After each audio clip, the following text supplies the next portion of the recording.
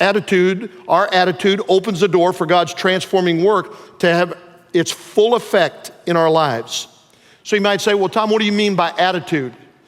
Here's the way I define attitude. Attitude is the outward reflection of my internal emotions.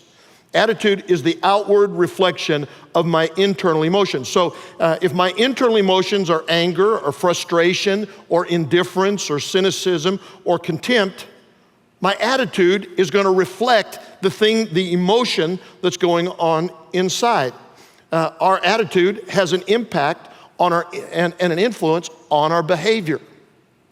Now, I'm like most men, at least I think I'm fairly normal, and most of us men spend all of our life learning to deny our emotions, to completely set them aside, and then we come into marriage.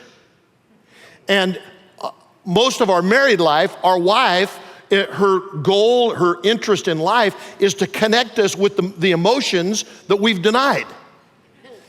And so over our 40 years of marriage, I can't tell you how many times Jan has said, how do you feel about that?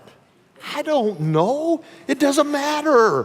Who cares how I feel? This is just what it is. And so she's asked me enough, and I'm better. I'm a little more connected with my emotions than I was 40 years ago. But I've found when she asked me about this that I answer in some different ways. Like she'll say, how do you feel about that? And I try and really go deep to figure out how I'm feeling. And what comes out is I tell her the way I think I should feel. And she's not too satisfied with that. And so I go a little deeper and I come out with the way I think she wants me to feel. And she's not satisfied, and I'm not satisfied, but I feel like I've been run through the ringer. And as a woman, what she knows, intuitively or actually, is there's a connection between the feelings and the face. And so when I'm giving her one of these answers and I say, this is the way I feel, her response to me is, well, if that's the way you feel, why don't you let your face know?